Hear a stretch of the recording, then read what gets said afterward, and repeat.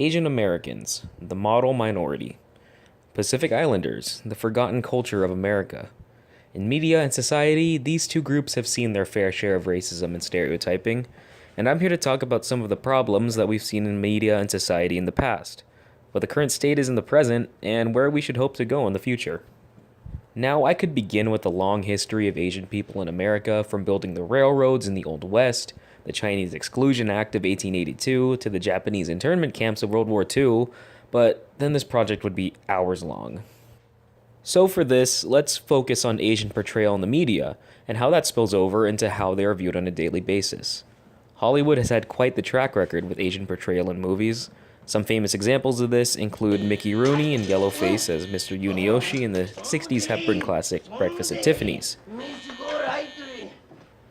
to the hit 80s John Hughes film 16 Candles, and its inclusion of the character Long Duck Dong. What's happening, hot stuff? A foreign exchange student who speaks in broken English, seen as the punchline to many jokes, and who are reintroduced with a stereotypical gong sound. Oh, no more Yankee, my wanky. The donga need food. Long Duck Dong also saw repercussions as he spilled into society, with 16 Candles having such popularity at the time. With this quote from an NPR article stating that many Asian American students were teased and taunted in middle and high schools across the US. Pacific Islanders, on the other hand, are nearly non-existent in media, with only notable celebrities being potentially Jason Momoa, who is half Hawaiian, will star as Aquaman in DC's cinematic universe, although that hasn't even come out yet, as well as Dwayne "The Rock" Johnson, who is half Samoan and is currently Hollywood's highest-paid movie star. And apart from a select few such as Disney's Lilo and Stitch and Moana, the Pacific Islands culture as a movie usually just falls to a backdrop for non-PI characters to vacation in, or at worst have the characters from the Pacific Islands be played by someone who's not of that descent, aka whitewashing, which we will get into later. Now, while Hollywood has really toned down the insert color here face than in years past, the lasting effect of these stereotypes has spilled over into society. Asian stereotyping has led to the idea of the model minority, which I have a few friends who describe the idea here. Being subjected to the model minority means that there is a vast generalization that members of our community do not need to seek government aid, and so there is a lack of response when a member of our community does voice their concerns, and it's met with apathy, or worse, that they'll just brush it off and say, oh, you're fine, you'll succeed because you're Asian. So at the end of the day, it's an ongoing process that requires all minorities to understand that we're all reaching the same goal.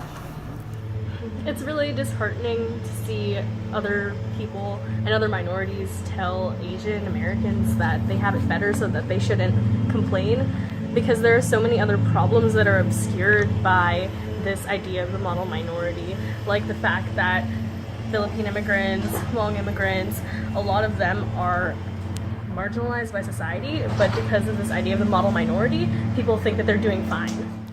Now, the model minority is also unfairly lumps the cultures of those who identify as Pacific Islander. I know personally that being Filipino, that when asked to fill out a questionnaire, an Asian Pacific Islander are separated. It's something I actually struggle with what to pick whenever I see it on a test. Asian Pacific Islanders share a few commonalities between cultures, but there are many differences between the regions, and many find themselves wandering with unknown identities here in the States as to where they lean. Being from Guam and being Filipino, but also being like a native Pacific Islander is really strange, because I feel like I don't really fit into any of the communities. Like, I feel like I'm not American enough because I'm from a US territory, so I'm a US citizen, but not really.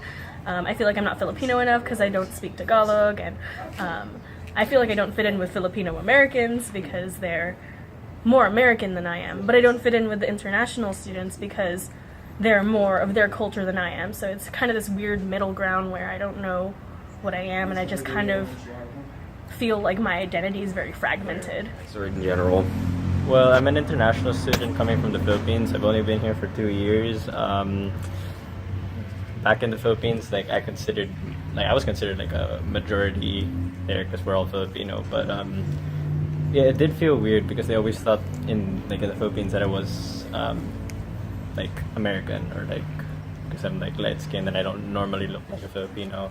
So here in the States, it's kind of the same, except they think that I'm Asian somewhat. It's like an in-between kind of group thing. Like, if you want to hang out with Asians, like, some of my international student friends, like, they don't normally, like, expect you to have all these Asian stuff, and then you, like, start talking to them, and you ask them, like, hey, I know, like, that kind of, like, similar kind of upbringing, but then they're like, what, really? And then you just... And then, same thing when, like, you, like, talk to, like, American or, like, other groups that are, like, think that I have the same upbringing, but then turns out I have an Asian upbringing. I don't know. So, what now? Well, Hollywood and pop culture has been getting better as of late, but there are still accounts of whitewashing going around, most recently the remake of the anime classic Ghost in the Shell being more notable. However, that was met with very little box office success during its run, and more films are being called out on replacing the ethnic roles for more familiar faces, or having an Asian backdrop but centering the story on a white character. We're beginning to see more of a positive spin on Asians in media, getting rid of the stereotypes of the nerdy, introverted geeks, and being represented as, wild idea, actual people and characters in movies. As for Pacific Islanders, we're still in a rough time on the big screen, but thanks to the big boom of online video production, many Pacific Islanders have found a home online, and they're quickly becoming recognizable faces around the internet.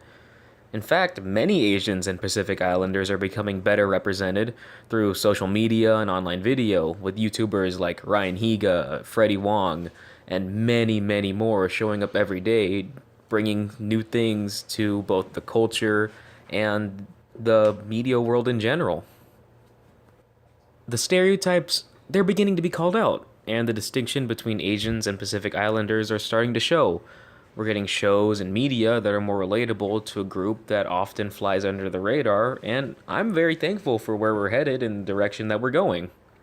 And in this, the future of Asian and Pacific Islanders in media looks less like Mr. Dong, and more like George Takei's critically acclaimed musical Allegiance, with genuine depictions of real people who are enriched as opposed to held back by their culture and traditions.